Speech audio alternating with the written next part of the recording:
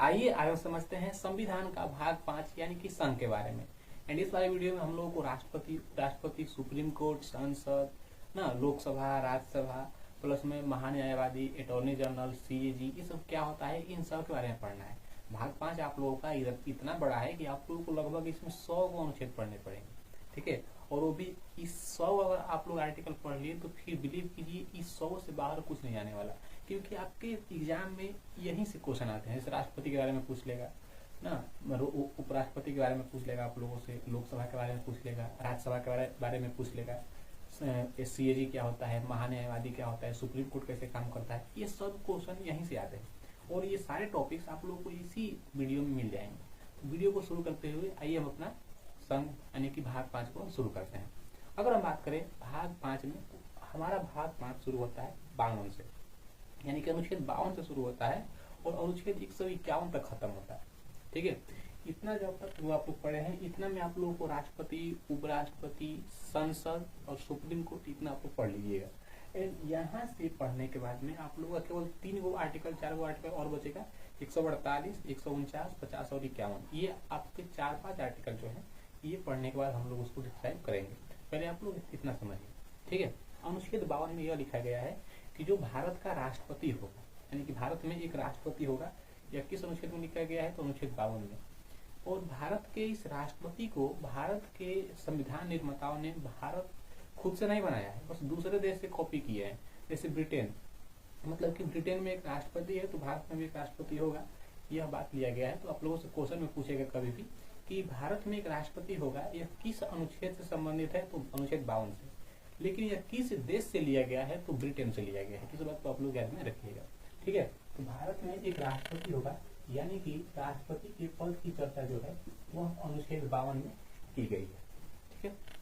अब देखिए अनुच्छेद 53 में यह लिखा गया है कि भारत का राष्ट्रपति भले होगा लेकिन राष्ट्रपति को उतनी शक्ति नहीं होगी, यानी कि भारत का जो राष्ट्रपति होगा वह रियल में नहीं होगा और फेक भी नहीं होगा, मतलब कि औपचारिक होगा। वास्तविक जो शक्ति होगी वह पीएम के हाथों में होगी, यानी कि प्रधानमंत्री के हाथों में होगी। तो भारत की जितनी भी वास्तविक शक्तियां हैं वे सभी पीएम के हाथों में है। इट मीन्स कि पीएम जो चाहते हैं देश में वही होता है, ठीक है। जैसे और कहने के लिए संवैधानिक तौर पर भारत की सारी शक्तियां भले ही राष्ट्रपति को है, लेकिन ऐसे आप देखिएगा ना, जैसे फॉर्मेलिटी के तौर पे तो सभी काम, सभी कानून, सभी नियम कानून जितने भी संशोधन करने होते हैं ये सभी प्रधानमंत्री के बल पे होता है। और अक्सर यह देखा गया है कि जिस समय केंद्र में जिसकी सरकार होती है, राष्ट्रपति भी उसी के अंतर्गत चुने जाते हैं, ठीक है। तो अनुच्छेद 52 में राष्ट्रपति चर्चा और अनुच्छेद 53 में जो कहा गया है भारत का जो राष्ट्रपति होगा यह एक औपचारिक होगा, यानी कि केवल नाम मात्र का मुखिया होगा, नाम मात्र का मुखिया होगा। और वास्तविक शक्ति किसके हाथों में होगी, तो प्रधानमंत्री के हाथों में होती है। और आपको पता है कि अभी भारत का प्रधानमंत्री नरेंद्र मोदी है और अभी भारत का राष्ट्रपति द्रौपदी मुर्मू है। और द्रौपदी मुर्मू जो कि पहली आदिवासी महिला राष्ट्रपति बनी है। अनुच्छेद 54 में कहा गया है कि राष्ट्रपति का चुनाव कैसे होगा, यानी कि राष्ट्रपति के निर्वाचन की चर्चा, राष्ट्रपति के निर्वाचन की चर्चा अनुच्छेद 54 में। और जो राष्ट्रपति का निर्वाचन होता है ना, वो एकल संक्रमणीय अनुपातिक पद्धति के द्वारा होता है और अप्रत्यक्ष रूप से। अप्रत्यक्ष का मतलब ये होता है कि जिसमें जनता वोट नहीं देती है बल्कि जनता द्वारा चुने गए प्रतिनिधि वोट देते हैं। और प्रत्यक्ष का मतलब ये होता है कि जिसमें जनता स्वयं वोट देती है। जैसे लोकसभा के चुनाव में जनता स्वयं वोट देती है, तो लोकसभा का जो चुनाव होता है वो प्रत्यक्ष होता है। और राज्यसभा के चुनाव में जनता वोट नहीं देती है, तो राज्यसभा का चुनाव अप्रत्यक्ष होता है। विधानसभा का चुनाव प्रत्यक्ष होता है, जबकि विधान परिषद का चुनाव अप्रत्यक्ष होता है। उसी प्रकार से उसी प्रकार से जो राष्ट्रपति का चुनाव होता है अप्रत्यक्ष होता है, ठीक है।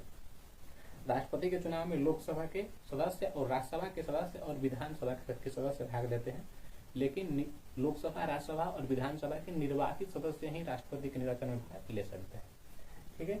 ये आप लोग 3 आर्टिकल पढ़ लिए हैं। अनुच्छेद 55 में यहाँ कहा गया है राष्ट्रपति का कोटा। आप लोग को बस इसको ऐसे ही याद कर लेना है, यह आप क्वेश्चन आप लोगों से नहीं पूछेगा, ठीक है। राष्ट्रपति की कोटा की चर्चा अनुच्छेद 55 में। उसके बाद में कहा गया है राष्ट्रपति का कार्यकाल। अमूमन जितने भी भारत में चुनाव होते हैं, जिसका भारत में चुनाव होता है, उन सभी पदों का जो कार्यकाल होता है, यानी कि जो अवधि होती है वो 5 वर्षों की होती है। तो भारत के राष्ट्रपति की भी अवधि 5 वर्षों की ही होती है, ठीक है। राष्ट्रपति का कार्यकाल यहाँ पे। अब देखिए यहाँ पे कहा गया 1957 में कि एक ही राष्ट्रपति दूसरी बार चुनाव में भाग ले सकता है और चुनाव जीतेगा कि नहीं जीतेगा उस पर डिपेंड करता है। अभी तक के इतिहास में भारत में केवल डॉक्टर राजेंद्र प्रसाद ही ऐसे व्यक्ति हैं जिन्होंने 2 बार राष्ट्रपति की कुर्सी को संभाला है और उनके बाद अभी तक ऐसा कोई भी राष्ट्रपति नहीं हुआ है जो कि भारत की कुर्सी को दोबारा संभाल सके। और वैसे राष्ट्रपति दोबारा चुनाव में खड़े भी नहीं हो पाते हैं। ठीक है, तो राजेंद्र प्रसाद एक ऐसे व्यक्ति हैं जिन्होंने राष्ट्रपति के पद को 2 सालों तक संभाला है। इस बात को आप लोग याद रखिएगा। और अभी द्रौपदी मुर्मू है, हो सकता है कि अगर फिर से राष्ट्रपति का चुनाव होगा तो द्रौपदी मुर्मू फिर से खड़ी भी हो सकती हैं। यह अनुच्छेद 57 में स्पष्ट रूप से लिख दिया गया है। ठीक है, अब देखिए अनुच्छेद 58 में यह कहा गया है राष्ट्रपति की योग्यता। राष्ट्रपति की योग्यता कितनी होगी, यह अनुच्छेद 57 में कहा गया है। यानी कि जो राष्ट्रपति होंगे, भारत के राष्ट्रपति बनने के लिए 35 साल का उम्र होना चाहिए। 35 साल का उम्र होना चाहिए। राष्ट्रपति भले ही लोकसभा का सदस्य नहीं होता है, लेकिन लोकसभा के सदस्य बनने की योग्यता रखता है। ठीक है, दूसरी बात कि राष्ट्रपति के चुनाव में खड़े होने के लिए 50 प्रस्ताव पर 50 अनुमोदक की आवश्यकता होती है। ये तो सबको पता है कि भारत का नागरिक को पागल दिवाली या ना हो, ये तो थोड़ी ना, ये किसी भी आप नॉर्मल भी एग्जाम की तैयारी कीजिएगा तो उसमें आप लोग, लेकिन जैसे जो बड़े बड़े एग्जाम होते हैं उसमें पूछ ले जाते हैं कि राष्ट्रपति के जो योग्यता है इसमें कितने प्रस्ताव और कितने अनुमोदक की आवश्यकता होती है। तो 50 प्रस्ताव पर 50 अनुमोदक की आवश्यकता इसमें होती है। प्रस्तावक और अनुमोदक का मतलब ये होता है कि जैसे राष्ट्रपति के चुनाव में हम लड़ना चाहते हैं तो संसद में 50 आदमी ये बोले कि नहीं ये फलाना आदमी ठीक है, यह राष्ट्रपति का चुनाव लड़ सकता है। और जब हम ना फार्म भरने के लिए जाए राष्ट्रपति के चुनाव वाला, तो वहां पर हमारे साथ 50 आदमी जाने चाहिए। ठीक है, ये होता है 50 प्रस्तावक और 50 अनुमोदक। तो राष्ट्रपति की योग्यता में 35 साल की उम्र होनी चाहिए। केवल उम्र ही ज्यादातर एग्जाम में आप लोगों से पूछ लिए जाएंगे। तो राष्ट्रपति के चुनाव में खड़ा होने के लिए आपकी जो उम्र होनी चाहिए वो 35 वर्ष होनी चाहिए। ठीक है, और संसद के ठीक, अब देखिए यहाँ पे है राष्ट्रपति की दशाएं। राष्ट्रपति की दशाएं, दशाएं का मतलब कि वो ना ही संसद और ना ही विधान मंडल, यानी कि वो संसद और विधान मंडल किसी का भी सदस्य नहीं होना चाहिए। ठीक है, अब अगर कोई राष्ट्रपति बन गया है और वो संसद में या तो लोकसभा का या तो राज्यसभा का सदस्य है, अगर कोई राष्ट्रपति बन गया है, ठीक है, या तो वो व्यक्ति विधानसभा का या फिर विधान मंडल का विधान परिषद का सदस्य है, तो उसको अपनी सदस्यता को त्यागनी पड़ती है। क्योंकि यह संविधान में स्पष्ट रूप से लिख दिया गया है कि जो भी व्यक्ति राष्ट्रपति का चुनाव में खड़ा होगा या फिर जो भी व्यक्ति राष्ट्रपति का चुनाव जीतेगा, तो वह ना तो संसद और ना ही विधान मंडल किसी का भी मेंबर नहीं होना चाहिए। ठीक है, वह सिंगल रहना चाहिए, ना ही वो किसी विभाग के पद पर हो, ना ही उसके पास कोई सरकारी नौकरी हो, ये सब उसको नहीं चाहिए।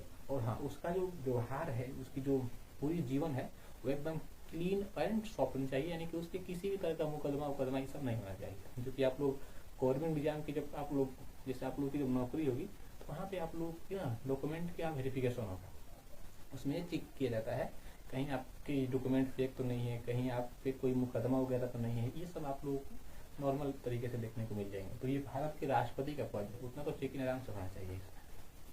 अगर बात करें अनुच्छेद 60 की, ठीक है, अब देखिए तो राष्ट्रपति को शपथ कौन दिलाएगा इसकी चर्चा है। तो राष्ट्रपति को शपथ दिलाते हैं सुप्रीम कोर्ट के जज, और 61 में कहा गया है महाभियोग। महाभियोग यानी कि राष्ट्रपति को उनके पद से हटाना ही महाभियोग कहलाता है।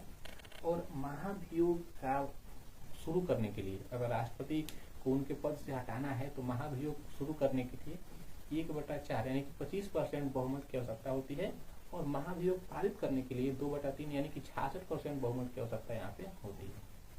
ठीक है, और महाभियोग किसी भी सदन से शुरू हो सकता है, या तो पहले लोकसभा से या तो पहले राज्यसभा से। ठीक है, अगर लोकसभा से शुरू हो गया तो 2 सप्ताह पहले राज्यसभा को बताया जाता है, और राज्यसभा से शुरू हो गया तो 2 सप्ताह पहले लोकसभा को बताया जाता है। और इसमें 2 सप्ताह पहले राष्ट्रपति को भी बता दिया जाता है कि आप अपना सीट को बता लीजिए। यहाँ तक हम लोगों ने पढ़ लिया अनुच्छेद 61 तक। अब आइए अनुच्छेद 62 पढ़ते हैं। यहाँ पर अनुच्छेद 62 में यह कहा गया है कि अगर राष्ट्रपति का पद खाली हो गया, क्या हो गया, अगर राष्ट्रपति का जो पद है वो किसी कारण से खाली हो गया तो उस खाली पद को भरने के लिए उपराष्ट्रपति आएंगे। ठीक है, उस खाली पद को यानी कि उस खाली कुर्सी पे बैठने के लिए उपराष्ट्रपति आएंगे। अब देखिए राष्ट्रपति का पद 5 तरीके से खाली हो सकता है। या तो राष्ट्रपति का कार्यकाल खत्म हो जाए, या तो राष्ट्रपति की मृत्यु हो जाए, या तो राष्ट्रपति खुद से त्यागपत्र दे दे, या तो राष्ट्रपति का चुनाव खराब तरीके से हो जाए, या तो राष्ट्रपति पर महाभियोग लग जाए। इन 5 कंडीशन में राष्ट्रपति का पद खाली हो सकता है। लेकिन जब राष्ट्रपति का कार्यकाल खत्म होगा, जब तक कि चुनाव नहीं होता है तब तक वही राष्ट्रपति रहेंगे जब तक कि अगले राष्ट्रपति नहीं आ जाते हैं। लेकिन इन 4 कंडीशन में, जैसे त्यागपत्र दे दिए, महाभियोग लग गया, निर्वाचन अवैध घोषित हो गया, मृत्यु हो गई, तो इन 4 कंडीशन में राष्ट्रपति के पद को संभालने के लिए उपराष्ट्रपति को बुलाया जाता है। ठीक है, यहाँ तक हम लोगों ने पूरी राष्ट्रपति के बारे में चर्चा कर लिया है। अब हम पढ़ते हैं उपराष्ट्रपति के बारे में। उपराष्ट्रपति यानी कि उपराष्ट्रपति भारत में एक होंगे। राष्ट्रपति की चर्चा कहाँ, राष्ट्रपति का सीट कहाँ से लिया गया, तो ब्रिटेन से। इस बात को आप लोग याद रखिएगा। ठीक है, भारत में एक उपराष्ट्रपति होगा। इसकी चर्चा यानी इसका जो नियम कानून है यह यूएसए यानी कि अमेरिका से लिया गया है। भारत में एक उपराष्ट्रपति होगा और उपराष्ट्रपति ही राज्यसभा का सभापति ही होगा। यह बात कहा गया है अनुच्छेद 63 में। ठीक है, अब देखिए यहाँ पे अनुच्छेद 64 में कहा गया है कि जो उपराष्ट्रपति होगा वह राज्यसभा का सभापति होगा, लेकिन राज्यसभा का सदस्य नहीं होगा। राज्यसभा का सदस्य नहीं होगा, यानी कि उपराष्ट्रपति सभापति तो होते हैं लेकिन राज्यसभा के सदस्य नहीं होते हैं। उपराष्ट्रपति राज्यसभा के सर्वेसर्वा तो होते हैं लेकिन सदस्य नहीं होते हैं। उपराष्ट्रपति राज्यसभा के सब काम करेंगे। ठीक है, यानी कि एक मालिक की तरह सब काम करेंगे, लेकिन उस घर के वे मेंबर नहीं रहेंगे, उस राज्यसभा के सदस्य नहीं रहेंगे। कौन, उपराष्ट्रपति। उपराष्ट्रपति को जो तनख्वाह मिलती है, जो उनको महीना दिया जाता है, वह उपराष्ट्रपति के बदले में नहीं दिया जाता है, बल्कि राज्यसभा के सभापति होने की वजह से उपराष्ट्रपति को महीना दिया जाता है। ठीक है, अब देखिए अनुच्छेद 65 की अगर हम बात करें, अनुच्छेद 65 में यह कहा गया है कि अगर राष्ट्रपति का पद खाली हो जाता है, राष्ट्रपति किसी कारण से ना नहीं रहते हैं, उनकी कुर्सी अगर खाली हो जाती है तो इनकी कुर्सी को भरने के लिए उपराष्ट्रपति आएंगे, यानी कि कार्यवाहक राष्ट्रपति। ठीक है, कार्यवाहक राष्ट्रपति। कार्यवाहक राष्ट्रपति कौन बन सकता है, उपराष्ट्रपति यहाँ पे बन सकता है। अब यहाँ पे उपराष्ट्रपति का निर्वाचन की चर्चा है, कैसे होगी, तो जिस तरह से राष्ट्रपति का चुनाव होता था उसी तरह से उपराष्ट्रपति का भी चुनाव होगा। ठीक है, राष्ट्रपति का चुनाव जो होता था वो एकल संक्रमणीय अनुपातिक पद्धति के द्वारा होती थी, और उपराष्ट्रपति के चुनाव भी एकल संक्रमणीय अनुपातिक पद्धति के द्वारा यहाँ पे कराई जाएगी। राष्ट्रपति के चुनाव में लोकसभा के सदस्य और राज्यसभा के सदस्य और विधानसभा के सदस्य भाग लेते थे, केवल निर्वाचित। उपराष्ट्रपति के चुनाव में केवल संसद के सदस्य भाग लेंगे। इट मीन्स कि उपराष्ट्रपति के चुनाव में केवल लोकसभा और राज्यसभा के सदस्य ही भाग ले पाते हैं। ठीक है, अब हम बढ़ते हैं। उपराष्ट्रपति का जो चुनाव होगा वह बहुत ही जल्दी करा लेना चाहिए ना, मतलब कि 6 महीने 1 साल के अंदर में उपराष्ट्रपति का चुनाव करा लेना चाहिए। यानी कि इनकी चुनाव कब हो सकती है इसके बारे में बताया गया है। ऐसे उपराष्ट्रपति का चुनाव ना जैसे कह सकते हैं, इसमें चुनाव की सीमा कोई फिक्स नहीं किया गया है, लेकिन राष्ट्रपति का चुनाव हर हाल में 6 महीने के अंदर करा ही लेना है। अगर कुर्सी खाली है तब, या फिर कार्यकाल खत्म हो गया है तब, या फिर महाभियोग लग गया है तब, या फिर राष्ट्रपति त्यागपत्र दे दिए हैं तब, या फिर निर्वाचन अवैध घोषित हो गया है तब, हर हाल में राष्ट्रपति का चुनाव 6 महीने में। लेकिन हर हाल में न उपराष्ट्रपति का चुनाव कब होगा इसकी कोई भी चर्चा संविधान में नहीं किया गया है। बस इतना कहा गया है कि बस जितनी जल्दी हो सके उपराष्ट्रपति का चुनाव यहाँ पे करा लेना चाहिए। ठीक है, अब देखिए उपराष्ट्रपति को शपथ दिलाने का काम करेंगे कौन, हमारे, तो यहाँ पे 65, 66, 67, 68 उपराष्ट्रपति को शपथ। उपराष्ट्रपति को जो शपथ दिलाते हैं वो दिलाते हैं राष्ट्रपति। उपराष्ट्रपति को शपथ राष्ट्रपति, राष्ट्रपति को शपथ कौन दिलाता है, सुप्रीम कोर्ट के जज, और सुप्रीम कोर्ट के जज को शपथ उपराष्ट्रपति दिलाते हैं। ठीक है, यहाँ पे गलत हो गया, यहाँ पे थोड़ा सा गलत है। यहाँ पे हम देखिए इनका कार्यकाल है। ठीक है, कार्यकाल यहाँ पे है चुनाव और यहाँ पे है शपथ। यहाँ पे थोड़ा सा कंफ्यूजन था, इसके लिए मैं आप लोगों से माफी चाहता हूँ। अब देखिए अनुच्छेद 67 में कहा गया है कि जो उपराष्ट्रपति का कार्यकाल होगा वो अमूमन 5 साल का होगा, और 68 में उपराष्ट्रपति का चुनाव जितनी जल्दी हो सकता है करा ले। 69 में उपराष्ट्रपति को शपथ कौन दिलाएगा, तो राष्ट्रपति दिलाएंगे। 70 में कहा गया है कि जो राष्ट्रपति, यहाँ पे देखिए भारत का जो प्रेसिडेंट होगा और भारत का जो वाइस प्रेसिडेंट होगा, इन दोनों के जितने भी विवाद होंगे, जितने भी झगड़ा होगा, इन सभी झगड़ों का निपटारा करेगा सुप्रीम कोर्ट। कौन करेगा? सुप्रीम कोर्ट करेगा। यानी कि राष्ट्रपति के चुनाव में विवाद होगा, या फिर इन दोनों अपने में को बाज गए, या फिर किसी कारण से अगर इन दोनों में मनमुटाव होता है, तो राष्ट्रपति और उपराष्ट्रपति के चुनावों का विवाद सुप्रीम कोर्ट ही कर सकता है। ठीक है, बाकी हाई कोर्ट और डिस्ट्रिक्ट कोर्ट और सेशन कोर्ट में, फैमिली कोर्ट में इनका मुकदमा नहीं चलेगा, क्योंकि ये देश के सबसे सर्वोच्च पद राष्ट्रपति और देश का दूसरा सबसे सर्वोच्च पद उपराष्ट्रपति, ये दोनों ही अपने आप में बहुत वैल्यूएबल पद है। और अगर वैल्यूएबल पद को वैल्यूएबल कोर्ट में जाकर नहीं जगह मिलेगी तो फिर दिक्कत हो जाएगी यहाँ पे। ठीक है, और वैसे भी राष्ट्रपति जो होता है वो देश का पहला नागरिक होता है। ठीक है, अब देखिए 70 में कहा गया है कि जो राष्ट्रपति होंगे और जो उपराष्ट्रपति होंगे, इनके चुनाव का जो विवाद होगा वो हमेशा ही सुप्रीम कोर्ट में सुना जाएगा।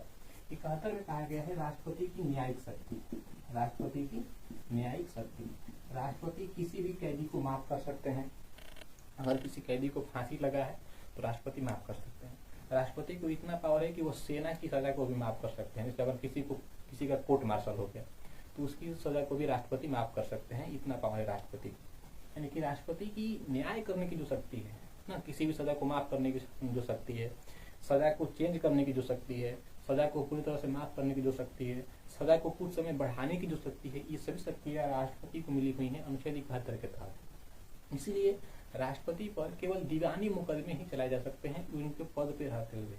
पता चलेगा अगर कोई व्यक्ति, जैसे सुप्रीम कोर्ट है, अगर सुप्रीम कोर्ट राष्ट्रपति को दे देगा कि 6 महीने की सजा हम आपको देते हैं, तो राष्ट्रपति को शक्ति है अपनी सजा को माफ करने का, या फिर किसी भी सजा को माफ करने का, तो राष्ट्रपति अपनी सजा को माफ कर सकते हैं। लेकिन दीवानी मुकदमे में ऐसा नहीं होता है। धन से संबंधित मुकदमे को दीवानी मुकदमा कहते हैं, और रेप, हत्या, बलात्कार, चोरी, डकैती, ये सब वाला जो मामला होता है वो कहलाता है फौजदारी मुकदमा। तो न्यायिक शक्ति का मतलब कि राष्ट्रपति किसी को भी माफ कर सकते हैं। ठीक है, अब देखिए, अब अनुच्छेद अगर हम बात करें 72 की, तो अनुच्छेद 72 में कहा गया है कि यहाँ पे फिर आप लोगों से गलती हो गई। देखिए गलती क्या हुआ है, बस न्यायिक मुकदमा यहाँ पे होगा, न्यायिक शक्ति यहाँ पे होगी, और सुप्रीम कोर्ट जो लड़ेगा वो इन दोनों का केस लड़ सकता है। और यहाँ पे कहा गया है कि अगर किसी कारण से अचानक राष्ट्रपति की कुर्सी खाली होती है, जैसे राष्ट्रपति किसी देश में घूमने के लिए गए और घूमते रह गए, वापस नहीं आए, राष्ट्रपति नहाने के लिए गए हैं, नहाते रह गए, वापस नहीं आए, राष्ट्रपति अपने गांव घूमने के लिए गए, घूमते रह गए, वापस नहीं आए, तो उस कंडीशन में अगर राष्ट्रपति की कुर्सी खाली होती है तो राष्ट्रपति की कुर्सी को भरने के लिए कौन आएगा, तो उपराष्ट्रपति आएंगे, यानी कि वाइस प्रेसिडेंट को यहाँ पे बुलाया जाता है। ये 70 में कहा गया है। 71 में कहा गया है कि राष्ट्रपति और उपराष्ट्रपति के पद को, यानी कि अगर विवाद होता है तो इनके विवाद को सुप्रीम कोर्ट सुनेगा। और 71 में राष्ट्रपति की न्यायिक शक्ति के बारे में यहाँ पे बताया गया है। 73 में कहा गया है संघ की कार्यपालिका का विस्तार, यानी कि संघ का विस्तार, संघ का विस्तार, यानी कि देश जिस भी जगह पे चाहेगा, देश में कोई भी कुछ भी काम कर सकता है, जिस भी जगह पे चाहेगा। अगर केंद्र सरकार का ना मन हो गया कि हम राजस्थान में एक बहुत ही बड़ा स्विमिंग पूल बनवाएंगे जिसमें गाय गधा से लेकर के आदमी सब नहाएगा, बहुत बड़ा स्विमिंग पूल होगा, पोखरा होगा एक गांव का, तो अगर राजस्थान की सरकार मना कर दी कि ना पोखरा यहाँ पे ना बनी, तो यहाँ पे केंद्र सरकार तुरंत एक्शन लेगी, काहे ना बनी।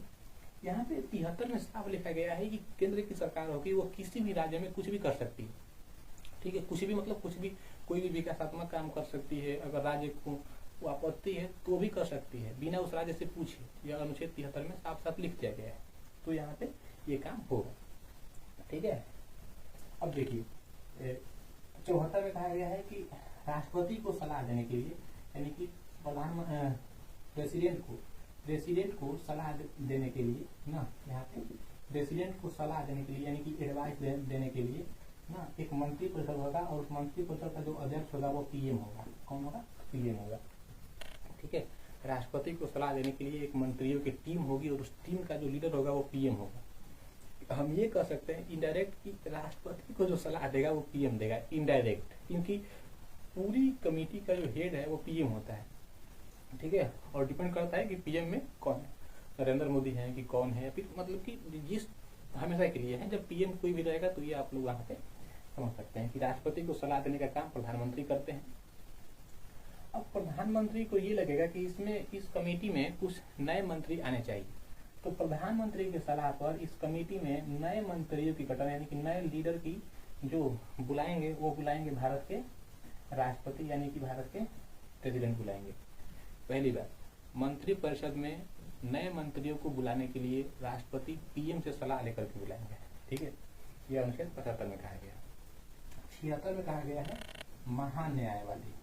महान्यायवादी यानी कि अगर आप सरकार पे केस कीजिएगा ना, आप सरकार के किसी विभाग पर केस कर दिए, जैसे स्वास्थ्य विभाग पर केस कर दिए ना, या फिर खेल विभाग पर केस कर दिए, परिवहन सड़क परिवहन पर केस कर दिए, मतलब कि अगर भारत सरकार में कहीं पर भी सरकार के खिलाफ केस कीजिएगा या फिर आप देश के किसी भी विभाग पर केस कीजिएगा तो उस केस को लड़ने के लिए आते हैं महान्यायवादी। ठीक है, और यह सरकार की ओर से लड़ते हैं और हम अपनी ओर से किसी लोकल वकील को पकड़ते हैं इस केस को लड़ने के लिए। तो सरकार की जब आप सरकार पे केस करेंगे तो उस केस को लड़ने के लिए जो वकील आएगा उस वकील को ही बोला जाता है कि महान्यायवादी। इसी को सीबीएसई वाला बोलता है अटॉर्नी जनरल। ठीक है, अटॉर्नी जनरल या राष्ट्रपति के द्वारा चुना जाता है। ठीक है, यह इसके पास कानून की अच्छी खासी समझ होती है। अब खुद से सोच के देखिए कि जो देश का केस लड़ेगा वह तो बकलूल होगा नहीं, उसके पास कानून की अच्छी खासी समझ होगी, तो यह कानून के अच्छा खासा जानकार होता है महान्यायवादी। ठीक है, अब 77 में कहा गया है कि राष्ट्रपति जो है यानी कि जो भारत के प्रेसिडेंट है, भारत के जो प्रेसिडेंट है वह केंद्र सरकार के काम को आसान करने के लिए अलग अलग नियम बना सकते हैं, अलग अलग नियम बना सकते हैं। 78 में कहा गया है कि जो हमारे प्रधानमंत्री होंगे उनके मंत्रिपरिषद में प्लस में लोकसभा में क्या हो रहा है वे इन सबकी जानकारी राष्ट्रपति को देंगे। किसको देंगे? राष्ट्रपति को देंगे कि आखिर लोकसभा में क्या हो रहा है, क्योंकि राष्ट्रपति तो लोकसभा में आएंगे नहीं ना, और उनके अपने जो मंत्रिपरिषद है उसमें क्या हो रहा है ये तो राष्ट्रपति आएंगे नहीं देखने के लिए। तो मंत्रिपरिषद में क्या हो रहा है, लोकसभा में क्या हो रहा है ये देखने के लिए पीएम रहते हैं वहाँ पे। तो पीएम की यह कर्तव्य है कि उसमें यानी कि आपसी समन्वय ठीक ठाक है कि नहीं यह राष्ट्रपति को हमेशा बताते रहे। यहाँ तक आप लोगों ने पढ़ लिया। अब शुरू करते हैं हम संसद। यहाँ पे कहा गया है भारत में एक संसद भवन होगा। क्या होगा? संसद होगा। और संसद शब्द की जननी फ्रांस को कहा जाता है, जबकि संसद ना जो कि संसद हमारा है संसद की जननी फ्रांस को, और संसद शब्द जो कि है संसद की जननी ब्रिटेन को, संसद की जननी ब्रिटेन को और संसद शब्द फ्रांस से लिया गया है। इस बात को ऐसे समझिए आप लोग कि जो संसद शब्द है यह लिया गया है, लेकिन सबसे पहले संसद कहाँ पे बना था तो ब्रिटेन में, और भारत की जो संसद भवन है वो ब्रिटेन पर ही आधारित है। ठीक है, क्योंकि अंग्रेजों ने ही इसको बनाया है और अभी तक यह कामयाब है। ठीक है, और यहाँ पे भारत में एक संसद भवन होगा, यह ब्रिटेन से लिया गया है। और भारत में जो संसद भवन है वो द्विसदनात्मक है, मतलब कि इसमें 2 सदन है, एक लोकसभा है और एक राज्यसभा है। ठीक है, 80 में राज्यसभा की चर्चा है, 81 में लोकसभा की चर्चा है, 82 में ये कहा गया है कि 10 लाख की आबादी पर 10 लाख की आबादी पे एक सांसद होगा। ये क्या होगा? सांसद होगा। मतलब कि अगर जैसे संसद के सदस्य को सांसद कहते हैं और उसी को इंग्लिश में बोलते हैं एमपी, मेंबर ऑफ पार्लियामेंट। तो संसद भवन में 2 घर है, एक लोकसभा है और एक राज्यसभा है। तो जो संसद का जो सदस्य होगा, ठीक है, उसको बोलते हैं सांसद। और जैसे अभी हमारे संसद में लोकसभा में 543 गो व्यक्ति हैं और राज्यसभा में 245 गो व्यक्ति हैं। लोकसभा में अधिकतम व्यक्तियों की संख्या हो सकती है 552 और राज्यसभा में अधिकतम व्यक्तियों की संख्या हो सकती है 250। तो यहाँ पे जो ये कहा गया है ना कि जो लोकसभा प्रत्येक 10 लाख की आबादी पे एक सांसद को चुना जाएगा, यह बात कहा गया है अनुच्छेद 82 में। और अभी जो हमारा संसद भवन में जितने भी सीट हैं वे सभी 1971 के जनगणना के बेस पे हैं ना, और 2026 में इसको 2001 की जनगणना पे ला दिया जाएगा।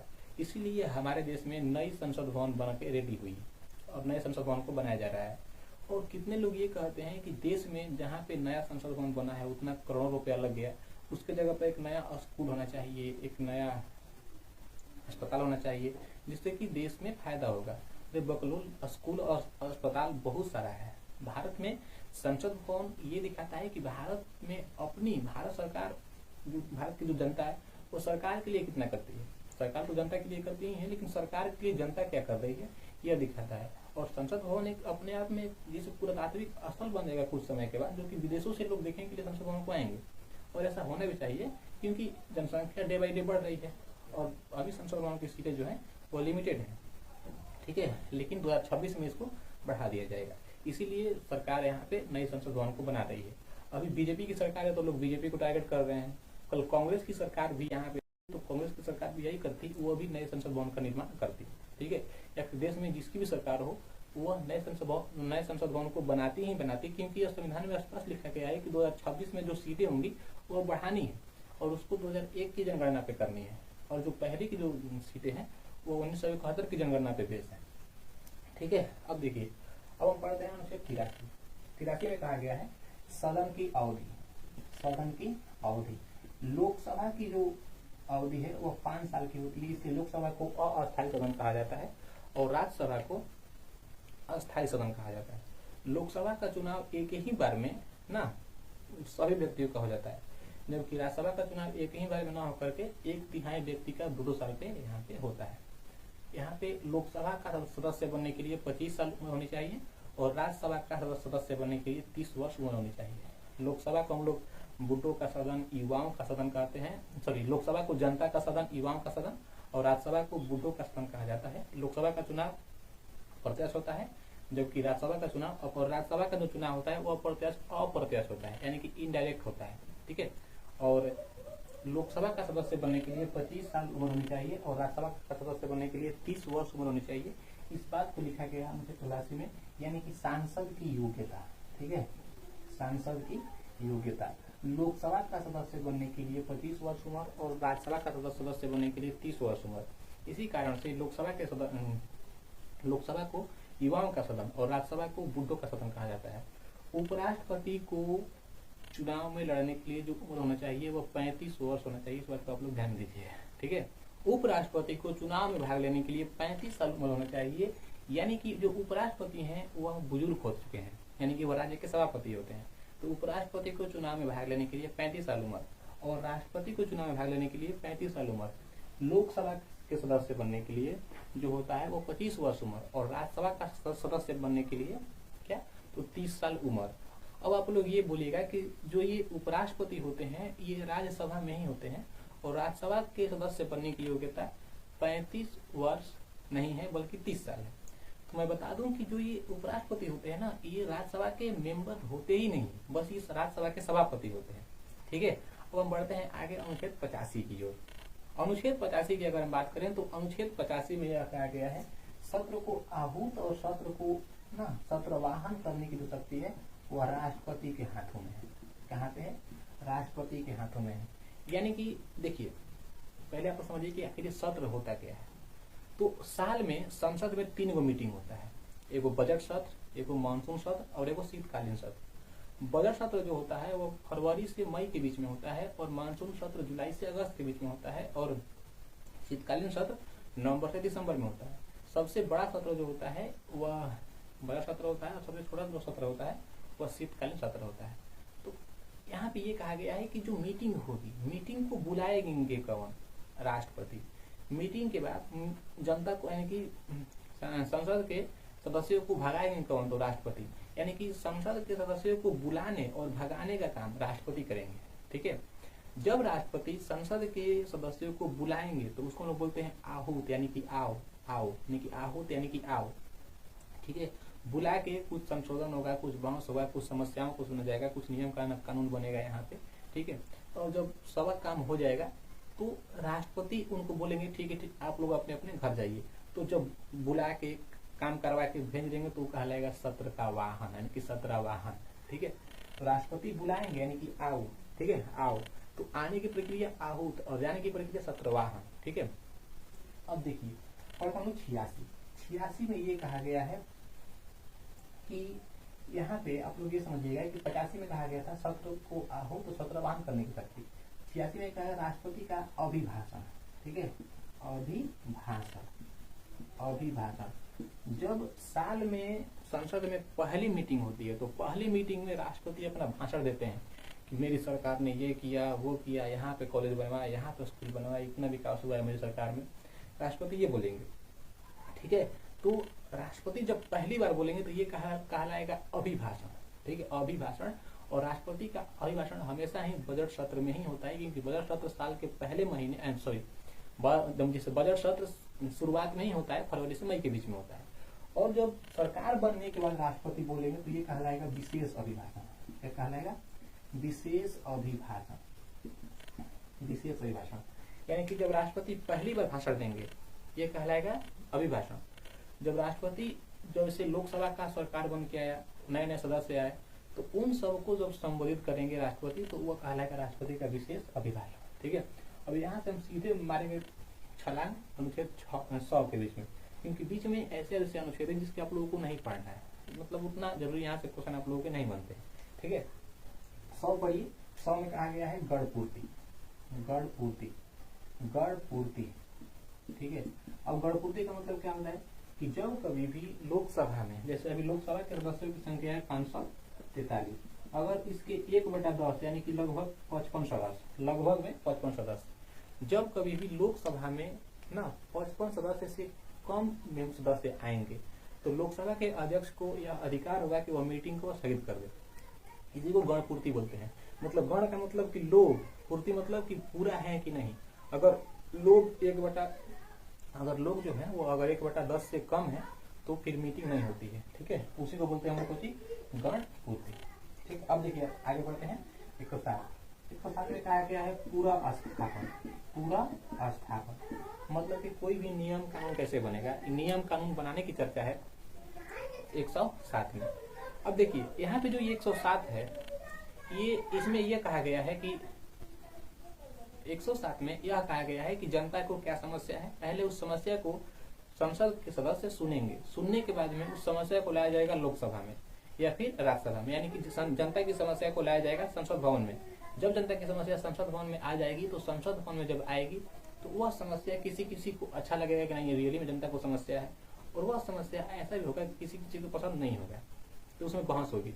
ये समस्या खराब है, ये नियम नहीं होना चाहिए, ऐसे जनता नहीं रह सकती है, जनता को समस्या नहीं है, जनता ठीक ठाक है, ऐसे नियम बनेगा वहाँ। जब ऐसे बहस होगा, जब बहस होगा तो फिर लोग बोलेंगे ठीक है चुनाव होगा कि जिसको जिसको पसंद नहीं है वो वोट डालेगा कि पसंद नहीं है, जिसको जिसको पसंद है वो वोट डालेगा कि पसंद है। जब चुनाव होगा, अगर वह चुनाव ये साबित करता है कि रियली में जनता को समस्या है तो उस समस्या को आगे बढ़ाया जाएगा, और अगर वह चुनाव ये साबित करता है कि जनता को समस्या नहीं है तो वह चुनाव वहीं पे, जैसे वह समस्या वहीं पे खत्म हो जाएगी। तो अगर जनता को समस्या है, चुनाव पारित हो गया तो वह जो समस्या थी वह बन जाएगी विधेयक, और वह विधेयक जाएगी राष्ट्रपति के पास ना, और राष्ट्रपति अगर उस पर साइन कर देंगे तो वह बन जाएगा कानून। और इसी पूरी प्रक्रिया की जो चर्चा है वह 160 मिनट में बताई गई है, यानी कि पूरा स्थापन, कोई भी नियम कानून, कोई भी संविधान में संशोधन करना होगा, कोई भी नया नियम लगाना होगा, जनता की जो समस्या होगी उस पर नियम कानून कैसे कैसे बनेंगे यह कहा गया है 160 में। ठीक है, अब यहाँ पे देखिए संयुक्त अधिवेशन 108 में कहा गया है संयुक्त अधिवेशन। संयुक्त अधिवेशन, संयुक्त अधिवेशन की चर्चा ऑस्ट्रेलिया से लिया गया था या दूसरे देश से लिया गया था। देखिए ऐसा भी तो हो सकता है कि मान लीजिए संसद में 2 सदन है, लोकसभा और राज्यसभा। कभी लोकसभा ये बोलेगा कि हम ऐसा नियम लाना चाहते हैं जिससे कि सभी लड़कों को ना हर महीने 1000 रुपए बिना काम किए मिल जाए, उनके खाते में आ जाए। राज्यसभा बोलेगा कि नहीं नियम खराब है, लोकसभा बोल रहा है कि नियम अच्छा है, तो इन दोनों में क्या होगा, बहस होगा। ठीक है, तो अब ये दोनों संसद के सेंट्रल हॉल में आएंगे। कहाँ आएंगे? संसद के सेंट्रल हॉल में। लोकसभा में 545 गो व्यक्ति है और राज्यसभा में 245 गो व्यक्ति है। और जब ये लोकसभा में 545 गो व्यक्ति है यानी कि 543, और राज्यसभा में 245 गो व्यक्ति है यानी कि 245। ठीक है, जब ये दोनों आएंगे ना सेंट्रल हॉल में तो किसकी संख्या अधिक है? लोकसभा की, क्योंकि लोकसभा में जो सांसदों की जो संख्या है वह 543 है। तो ऐसे में जो लोकसभा के व्यक्ति होंगे वो चुनाव जीत जाएंगे।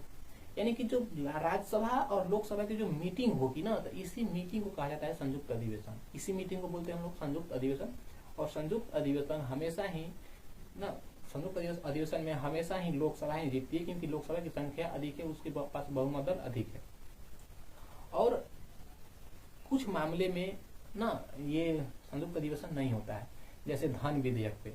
अब ये धन विधेयक क्या है हम जो पढ़ेंगे आगे तो आप लोग को बताया जाएगा, इसी में आप लोग को मिलेगा आगे ना धन विधेयक 109 के आसपास में मिलेगा, तो हम आगे आप लोग उसको बता देंगे।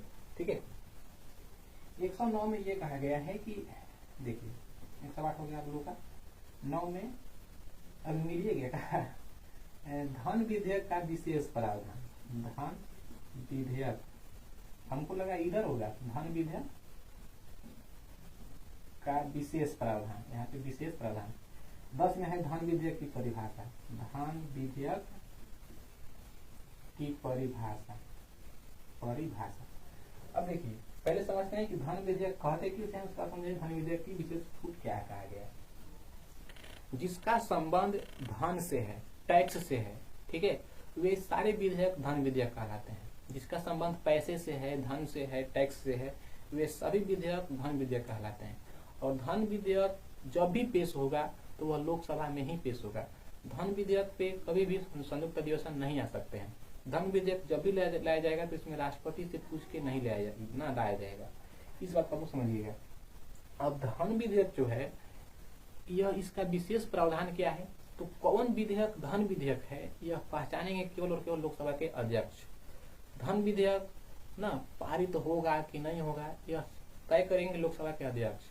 ठीक है, यानी कि धन विधेयक से संबंधित जितने भी विधेयक होंगे वे सभी विधेयक किसके अंडर में होंगे, लोकसभा के अध्यक्ष के अंडर में होंगे। इस बात को आप लोगों को यहाँ पे समझना होगा। तो धन विधेयक की परिभाषा 110, यहाँ पे थोड़ा सा गलत दे दिया संविधान में, पहले इसको धन विधेयक की परिभाषा उसके बाद ये, लेकिन कोई दिक्कत नहीं, आप लोग इसको ऐसे याद कर लीजिएगा। धन विधेयक की परिभाषा 10, विशेष प्रावधान 9।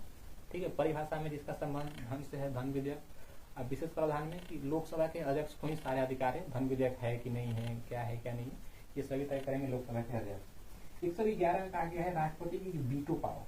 राष्ट्रपति की वीटो पावर यानी कि अगर कोई विधेयक राष्ट्रपति के पास में जाता है तो राष्ट्रपति उसको कानून बनाएंगे कि नहीं बनाएंगे, ये डिपेंड करता है राष्ट्रपति पे।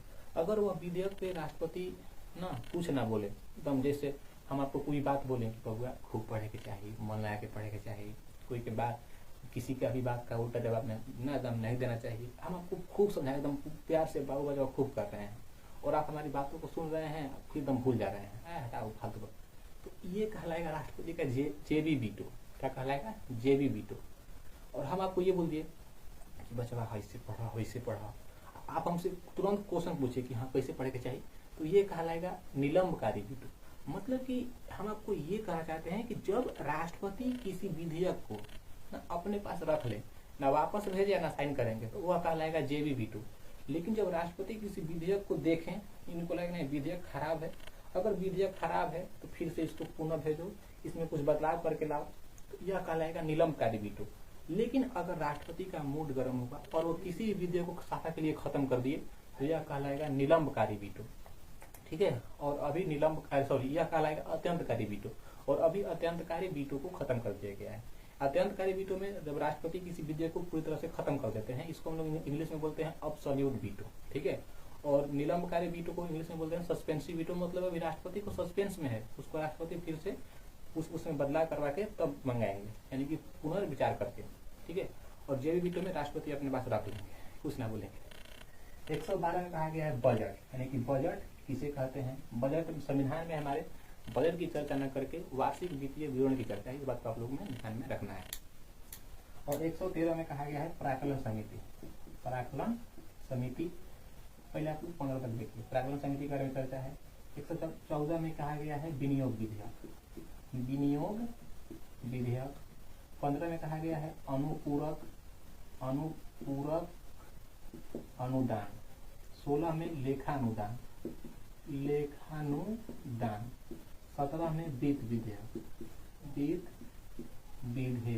अब ये क्या है इसको हम समझते हैं, वित्त विधेयक। ठीक है, संविधान में रुकिए हम थोड़ा सा पहले पानी पी के आते हैं। अब देखिए यहाँ पे जो बजट है इसमें कहा गया है कि संविधान में बजट शब्द का प्रयोग न करके वार्षिक वित्तीय विवरण की चर्चा है।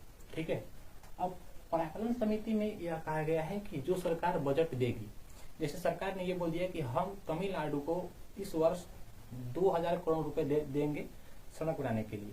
अब जब तमिलनाडु की सरकार को जो सरकार बोली है कि 2000 करोड़ रुपए देंगे, अब ये 2000 करोड़ रुपए सड़क में तो खर्चा होगा, लेकिन कितना पैसा का सीमेंट आएगा, कितना पैसा का गट्टी आएगा, कितना पैसा का अलकतरा आएगा, ये सब तय करेगी कौन समिति? पराकलन समिति। यानी कि सरकार, देखिए अगर सरकार खाली बोल दी, जैसे खाली बोली कि हम पैसा देंगे, यह कहलाएगा बजट। यानी खाली बोलना कि पैसा हम देंगे, यह कहलाएगा बजट। वो पैसा कहाँ कहाँ खर्चा होगा ये तय करेगा पराकलन समिति। ठीक है, वो पैसा निकलेगा कि नहीं निकलेगा केंद्र सरकार से, यह तय करेगा विनियोग विधेयक। ठीक है, कभी कभी विनियोग विधेयक में यह होता है कि जैसे कभी कभी सरकार को, जैसे तमिलनाडु को बहुत ही जरूरी है कि हमको काम कराना ही कराना है, तो सरकार से एडवांस पैसा ले लेगी, एडवांस। ठीक है, और एडवांस पैसा ले ली, काम कराई, पैसा कम पड़ गया, और जब फिर से पैसा जाएगी मांगने के लिए सरकार, केंद्र सरकार के पास, तो कभी कभी केंद्र सरकार पैसा नहीं देती है, तो इसी तरह से काम अधूरा रह जाता है। तो यह कहलाता है हमारा अतिरिक्त अनुदान या लेखानुदान। तो अतिरिक्त अनुदान और लेखानुदान ये दोनों एक ही है, बस आप लोगों को आर्टिकल में चेंजिंग होगा इनमें। तो अतिरिक्त अनुदान और अनुपूरक अनुदान, लेखानुदान दोनों एक ही है। मतलब कि इसमें सरकार एडवांस पैसा ना लेती है, इसमें पैसा पास कराया जाता है, बजट का पैसा पास होता है। पराकलन में पैसा कहाँ कहाँ खर्चा होगा, बजट में बस सरकार बोल दी। वित्त विधेयक में सरकार आने वाले एक साल में क्या क्या करेगी इसकी चर्चा है। आने वाले आगामी वर्ष में, जैसे आने वाले साल में सरकार क्या क्या करेगी इसकी चर्चा है वित्त विधेयक में। ठीक है, ये सब आप लोगों को समझ में आ गई। अब देखिए, सरकार खाली बोल दी, जैसे केंद्र सरकार ने ये बोला कि हम बिहार को 500 करोड़ रुपए देंगे, तो खाली बोलना, खाली बतिया बोलना कहलाएगा बजट। पैसा कहाँ कहाँ खर्चा होगा ये तय करेगा पराकलन समिति। पैसा निकलेगा कि नहीं निकलेगा यह तय करेगा विनियोग विधेयक। अगर बिहार सरकार ने एडवांस पैसा ले लिया है और फिर पैसा नहीं मिल रहा है, काम फंस गया, यह कहलाएगा अनुपूरक या लेखानुदान। ठीक है, यह सब बजट से संबंधित है। अब अगले आने वाले एक साल में बिहार सरकार क्या करेगी, केंद्र सरकार क्या करेगी, ये तय होगा वित्त विधेयक में। ठीक है, यहाँ तक आप लोग समझ गए होंगे। अब देखिए, अनुच्छेद 18 में कहा गया है संसद की कार्यवाही। संसद की कार्यवाही संविधान का सबसे बड़ा अनुच्छेद 118 है। ये हम आप लोगों को अलग से बता देंगे। इसमें बहुत फिटिंग होता है, तारांकित प्रश्न, बजट में कटौती, प्रश्न काल, शून्य का माथा गर्म करता है, तो ये आप लोग को हम अलग से बता देंगे। ठीक है, बस आप लोग इसको अभी माइंड पे रखिएगा कि इसमें संसद की कार्यवाही को 118 में रखा गया है। 120 में कहा गया है संसद में कौन कौन भाषा बोला जाएगा, इसकी चर्चा है। संसद में दो भाषा यानी कि हिंदी और भाषा को वरीयता दिया गया है, यानी कि आप हिंदी बोल सकते हैं तो फिर आप इंग्लिश बोल सकते हैं। लेकिन अगर आपको इन दोनों में से कोई नहीं आता है तो फिर लोकसभा के अध्यक्ष और राज्यसभा के सभापति से पूछ करके आप कोई भी अपनी क्षेत्रीय भाषा बोल सकते हैं। जैसे भोजपुरी बोल सकते हैं, उर्दू बोल सकते हैं, संस्कृत बोल सकते हैं, तमिल, तेलुगु, कन्नड़, मलयालम कुछ भी बोल सकते हैं, अपनी मर्जी है। ठीक है, आप गुजराती बोल सकते हैं, जिससे संसद के वहाँ पे पूछ के बोलना होता है। लेकिन ऐसे आप भाषा की बात करें तो हिंदी और इंग्लिश को यहाँ पे वरीयता दिया गया है।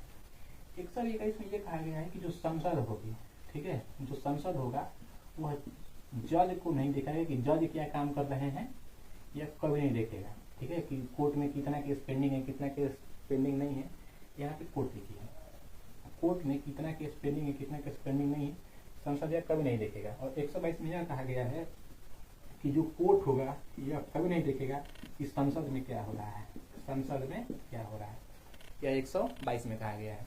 यानी कि संसद जज को नहीं देखेंगे, यह 121। कोर्ट जज संसद को नहीं देखेगा, यह 122 में। 123 में राष्ट्रपति का अध्यादेश, ठीक है, अध्यादेश यानी कि राष्ट्रपति का अध्यादेश 123 में कहा गया है। अब देखिए यहाँ पे अध्यादेश क्या आता है, इसको पहले आप लोग समझिए। जब भी आप जैसे कह सकते हैं बजट सत्र, जैसे बजट का संसद का 3 होता है सत्र, बजट सत्र, मानसून सत्र, शीतकालीन सत्र। जब 2 सत्रों के बीच में 6 महीने का गैप होता है, किन्हीं 2 सत्रों के बीच में जब 6 महीने का गैप होता है और इन 6 महीने में राष्ट्रपति को लगा कि नहीं देश में कोई कानून बनाना चाहिए, तो राष्ट्रपति जो कानून बनाएंगे, यानी कि 2 सत्रों के बीच अगर राष्ट्रपति कोई कानून बना दिए और वे कानून बजट सत्र के शुरू होते ही पास हो गया, तो वो कहलाएगा राष्ट्रपति का अध्यादेश। ठीक है, वो फिर कानून बन जाता है। ठीक है, और सत्र का मतलब है मीटिंग, यानी कि 2 मीटिंग के बीच में अगर 6 महीने के गैप बा और ओकरा बीच में राष्ट्रपति कोनो कानून बना दीजिए तो फिर वो अगर कानून पास हो गया तो फिर वो बन जाएगा कानून। ठीक है, इसी को बोलते हैं राष्ट्रपति का अध्यादेश। 24 में कहा गया है सुप्रीम कोर्ट, भारत में एक सुप्रीम कोर्ट होगा। सुप्रीम कोर्ट में 34 गो जज हैं, 34 गो जज हैं, 33 गो कार्यकारी हैं और एगो मुख्य न्यायाधीश है। मुख्य न्यायाधीश का नाम है संजीव खन्ना। और सुप्रीम कोर्ट के 5 सीनियर जजों को बोला जाता है कोलोजियम। और सुप्रीम कोर्ट में जज होंगे कि नहीं होंगे, जजों की संख्या बढ़ेगी कि घटेगी, ये सब तय करेगा संसद। ठीक है, सुप्रीम कोर्ट में जजों का वेतन, ठीक है, जजों के वेतन के बारे में चर्चा किया गया 125 में। 125 में जजों के वेतन के बारे में चर्चा किया गया है। उनको मिलता है 2.5 लाख रुपया महीना। सुप्रीम कोर्ट के जज को 2.5 लाख रुपया महीना मिलता है, प्लस में सब खर्चा अलग से, खाना खर्चा अलग से, घर का राशन अलग से, बिजली बिल अलग से ना, गाड़ी का पेट्रोल खर्चा अलग से, एवरी चीज, मेडिकल सुविधा फ्री, बच्चों की पढ़ाई फ्री, जहाँ मन तहाँ घूम सकते हैं फ्री एकदम, ये सब है। खाली पॉकेट खर्चा मिलता है 2.5 लाख रुपया। वर्कलोड भी है और सुप्रीम कोर्ट का जज होना इतना आसान भी नहीं है, इसलिए खूब पढ़ी है ताकि आप लोग सुप्रीम कोर्ट का मतलब वहां पे आप लोग पहुंच सके। तो जजों के वेतन चर्चा 126 में किया गया है। ठीक है, सॉरी 125 में, 126 में किया गया है यहाँ पे कार्यकारी जज। कार्यकारी जज, कार्यकारी जज, अगर सुप्रीम कोर्ट का मुख्य न्यायाधीश अनुपस्थित रहता है, यानी कि सुप्रीम कोर्ट में नहीं रहता है, तो जो 33 जज हैं उन जजों में से जो सबसे वरिष्ठ होगा, जो सबसे उम्रदराज होगा, वह ना मुख्य न्यायाधीश के पद को संभालेगा। उसी को बोला गया है कार्यकारी जज। 27 में कहा गया है एड हॉक की चर्चा। एड हॉक की चर्चा यानी कि तदर्थ न्यायाधीश, मतलब कि अगर सुप्रीम कोर्ट में वर्कलोड ज्यादा हो गया तो उसमें जजों की आवश्यकता होगी। सुप्रीम कोर्ट जज कहाँ से लाएगा, नियुक्ति तो करेगा नहीं, तो हाई कोर्ट से जज मांगेगा। अगर हाई कोर्ट से जज आ गए तो वही जज कहलाएंगे सुप्रीम कोर्ट के तदर्थ यानी कि एड हॉक जज, तदर्थ न्यायाधीश। ठीक है, अब हम पढ़ते हैं अनुच्छेद 28 को, और अनुच्छेद 28 पर हम पढ़ेंगे, यहाँ पे सीक्वेंस में है, उसके बाद पढ़ेंगे हम लोग ना सीएजी के बारे में। अब देखिए 128 में कहा गया है कि जब हाई कोर्ट से ना जज नहीं आएंगे तो सुप्रीम कोर्ट होगा वो रिटायर जज को ना, रिटायर जजों को अपने पास बुलाएगा काम पे, किया हुआ काम करेगा, काम करके फिर चल जाएगा। यानी कि जो रिटायर हो चुके हैं उनको बुलाता है सुप्रीम कोर्ट। उसकी मजबूरी भी बन जाती है क्योंकि जो सुप्रीम कोर्ट है वो अपने काम को जल्दी खत्म करना चाहता है। सुप्रीम कोर्ट में इतने कम जज हैं, पूछिए मत, इतने कम जज हैं। सुप्रीम कोर्ट में कम से कम ना के जगह पर जितने संसद में सदस्य हैं उतने सुप्रीम कोर्ट में जज होने चाहिए थे, क्योंकि देश का सुप्रीम है वो, कम से कम उसमें इतने तो न्यायाधीश होने ही चाहिए ताकि वो देश के सभी केस को आसान से पेंडिंग कर दे। और लोग बोलते हैं कि अरे कोर्ट में इतना केस पेंडिंग है, ये है, जज कितने भैया, उनपे वर्कलोड कितना ही कभी देखे हैं आप लोग। संसद में 800 सदस्य है, यहाँ पे कोर्ट में केवल 34 को जज, वो कहना काम के, मतलब कैसे मैच करता है, उसका आधा भी नहीं है, आधा का आधा भी नहीं है, वो पूछिए मत, मतलब बहुत कम है ये।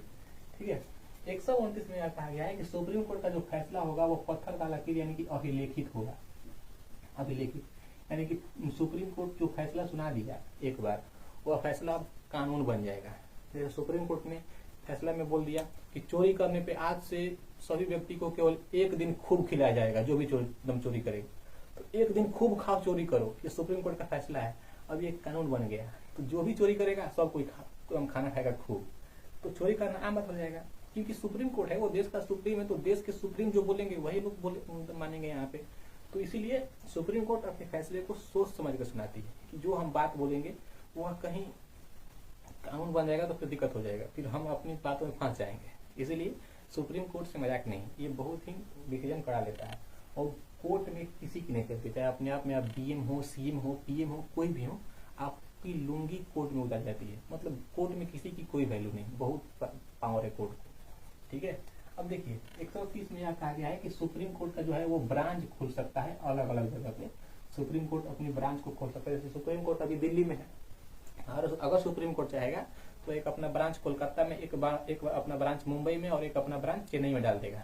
ठीक है, और ऐसे होना भी चाहिए क्योंकि देश के लिए अच्छा बात है। 131 में कहा गया है कि सुप्रीम कोर्ट की जो मूल आधिकारिकता है, मूल आधिकारिकता कि सुप्रीम कोर्ट कौन कौन केस लड़ेगा। तो अगर किसी दो राज्यों में झगड़ा होता है, ठीक है, तो दो राज्यों के झगड़े को सुप्रीम कोर्ट दो राज्यों के झगड़े को का केस सुप्रीम कोर्ट में लड़ा जाएगा। अगर किसी राज्य का केंद्र के साथ बैर हो गया तो उसका केस भी सुप्रीम कोर्ट में ही लड़ा जाएगा। अगर केंद्र के साथ कुछ राज्य मिलकर किसी राज्य को टॉर्चर कर रहे हैं तो उसका केस भी सुप्रीम कोर्ट में ही लड़ा जाएगा। ये सुप्रीम कोर्ट की मूल आधिकारिकता है, ठीक है। 32 में कहा गया है कि आप हाई कोर्ट से सुप्रीम कोर्ट में अपील कर सकते हैं। एक बात आप लोग याद रखिए कि जब तक आपकी मूल अधिकार खतरे में न पड़े तब तक आप कोई भी ऐसे मामले डायरेक्ट सुप्रीम कोर्ट में नहीं लेकर के जा सकते हैं। पॉसिबल ही नहीं है। जैसे चोरी का मामला आप सीधे सुप्रीम कोर्ट में लेकर के नहीं जा सकते हैं, ठीक है। पहले आपको अपने क्षेत्रीय न्यायालय में केस करना होगा, उसके बाद में हाई कोर्ट आएगी। अगर हाई कोर्ट के फैसले से आप संतुष्ट नहीं है तब जाकर के अपने केस को आप सुप्रीम कोर्ट में लेकर के जा सकते हैं। अनुच्छेद 37 में कहा गया है कि सुप्रीम कोर्ट जो होगी वह अपनी ना न्यायिक पुनरावलोकन, अब इसका मतलब क्या समझिए, न्यायिक पुनरावलोकन यानी कि सुप्रीम कोर्ट अपने फैसले को बदल सकती है, ठीक है। यहाँ पे था पत्थर का लकीर, लेकिन यहाँ पे सुप्रीम कोर्ट बदल सकती है। सुप्रीम कोर्ट अपने फैसले को बदल सकती है, यह न्यायिक पुनरावलोकन में कहा गया है। लेकिन हाँ, सुप्रीम कोर्ट वही फैसला सुनाएगी जिससे कि संविधान का मूल ढांचा प्रभावित न हो, यानी कि संविधान को बिना खतरा पहुंचाए, संविधान के शब्द को बिना ठेस पहुंचाए सुप्रीम कोर्ट अपने फैसले को बदल सकती है। 139 में कहा गया है कि सुप्रीम कोर्ट अन्य रीट निकाल सकती है। जैसे अनुच्छेद 32 में अगर आप लोग पढ़े होंगे तो सुप्रीम कोर्ट 5 तरह का रीट देती है, ठीक है, हर्बस कर्पस मेंडामियस की वारंटो। तो यहाँ पे अनुच्छेद 39 में सुप्रीम कोर्ट अन्य रीट भी निकाल सकती है अगर आवश्यकता पड़ेगी तब। 141 में कहा गया है कि सुप्रीम कोर्ट का जो फैसला होगा वो देश के हर व्यक्ति को मानना होगा और व्यक्ति नहीं मानता है तो फिर उस पर कार्रवाई की जाएगी। 141 में कहा गया। 143 में यह कहा गया है कि जो सुप्रीम कोर्ट होगा वह राष्ट्रपति को सलाह दे सकता है। सुप्रीम कोर्ट किसको सलाह देगा? राष्ट्रपति को। लेकिन राष्ट्रपति सलाह को मानेंगे कि नहीं मानेंगे यह डिपेंड करता है राष्ट्रपति में, ठीक है। तो यहाँ से हमारी पूरी यह सुप्रीम कोर्ट तक पढ़ लिया है। बस 4 आर्टिकल और है, आप लोग पढ़िए और समझिए कि ये 4 आर्टिकल होता क्या है। उसका हमारा भाग 5 खत्म हो जाएगा। अब आइए समझते हैं हम लोग सीएजी क्या होता है। सीएजी का जो फुल फॉर्म होता है कंट्रोलर एंड ऑडिटर जनरल होता है। इसको हिंदी में हम लोग नियंत्रण एवं महालेखा परीक्षक के नाम से भी जानते हैं। देखिए इसका जो रीजन है सीएजी बनने का, सीएजी जो होता है वो राष्ट्रपति के द्वारा चुन करके आता है। और आप लोगों ने पढ़ा था अनुच्छेद 76, वहां पे आप लोगों ने पढ़ा था महान्यायवादी यानी कि अटॉर्नी जनरल। तो महान्यायवादी का काम है केस को लड़ना देश के माध्यम से। सीएजी का काम है कि देश में एक एक रुपए का हिसाब रखना, कि देश में 1 रुपए आ कहाँ से रहा है, देश का 1 रुपए जा कहाँ रहा है, देश में 1 रुपए कौन दिया है, जहाँ पे जा रहा है किसको जा रहा है। मतलब कि देश का एक एक रुपया कह सकते हैं, जैसे कंपनी में एक सीए का काम होता है उसी तरीके से एक देश में सीएजी का काम होता है, ठीक है। और देश में एक एक रुपए का हिसाब रखना सीएजी का काम है। अगर केंद्र की सरकार ने किसी राज्य को 100 रुपए दिए हैं, सपोज कीजिए कि ना पश्चिम बंगाल को भारत की सरकार ने 100 रुपए दिए हैं और ये बोलिए कि आप इससे बनवाइए अपने राज्य में पुल। अगर बंगाल की सरकार 99 रुपए का हिसाब देती है केंद्र की सरकार को कि देखिए हमने ये काम किया है, 1 रुपए का हिसाब उसमें नहीं है, तो सीएजी तो नाप देगा वहां पे कि आखिर 1 रुपए गया कहाँ, क्या किया आप 1 रुपए घोटाला, वहां पे नाप देगा। मतलब कि सीएजी को इतना पावर है कि केंद्र में 1 रुपए कहाँ से आ रहे हैं और 1 रुपए कहाँ को जा रहे हैं, किसको जा रहे हैं, किसके माध्यम से जा रहे हैं, ये सब का हिसाब रखना सीएजी का काम है, ठीक है। और आप लोग समझ रहे हैं कि सीएजी का मतलब क्या होता है, यानी कि देश में पैसों का हिसाब रखना। देखिए सीएजी की चर्चा जो है वो 148 में है, ठीक है। और इसका फुल फॉर्म आप लोग याद रखिएगा कंट्रोलर एंड ऑडिटर जनरल। इसको हम लोग हिंदी में बोलते हैं नियंत्रण एवं महालेखा परीक्षक। सीएजी का विशेष छूट यानी कि देश में खर्चे का हिसाब रखना, 1 रुपए कहाँ से आ रहा है, कहाँ जा रहा है, कौन दे रहा है, कौन नहीं दे रहा है, इसकी चर्चा 149 में है। 148 में केवल सीएजी की चर्चा है, सीएजी कौन काम करेगा इसकी चर्चा है 149 में, ठीक है। काम करने के बाद में यह कहाँ कहाँ का काम कर सकता है, तो यह काम कर सकता है देश का भी और राज्य का भी, यानी कि राज्य का हिसाब अगर करना होगा कि राज्य में 1 रुपए कहाँ से आ रहा है, कहाँ जा रहे हैं, तो सीएजी उसका भी काम कर सकता है। सीएजी को काम ही है कि देश की रक्षा करना और 1 रुपए का हिसाब किताब रखना, एक एक रुपए का, कि राज्य में 1 रुपए कहाँ से आ रहा है, केंद्र ने जो राज्य को पैसे दिए हैं वो पैसा कहाँ गया, ठीक है, उस पैसे से क्या क्या काम हुए, ये सब काम करता है कौन, सीएजी। यानी बोलते हैं कि एक एक रुपए का हिसाब रखना सीएजी का काम है। सीएजी जो है वो राज्य का भी हिसाब किताब करता है और केंद्र सरकार का भी हिसाब किताब यहाँ पे करता है। इसकी चर्चा 107 में है और 151 में कहा गया है कि सीएजी पूरा हिसाब किताब करके अपना रिपोर्ट राष्ट्रपति को देगा देश में, और राज्य में अपना रिपोर्ट राज्यपाल को देगा। जिस तरह से पूरे देश में सबसे सर्वोच्च पद राष्ट्रपति का होता है, उसी प्रकार से पूरे राज्य में सबसे सर्वोच्च पद राज्यपाल का होता है। एंड आई होप कि आप लोग को ये पूरी आर्टिकल समझ में आई होगी। अब हम पूरे भाग 5 को आसानी से आप लोग याद कर लिए होंगे। तो मिलते हैं एक नई वीडियो में एक नए टॉपिक के साथ, तब तक के लिए धन्यवाद।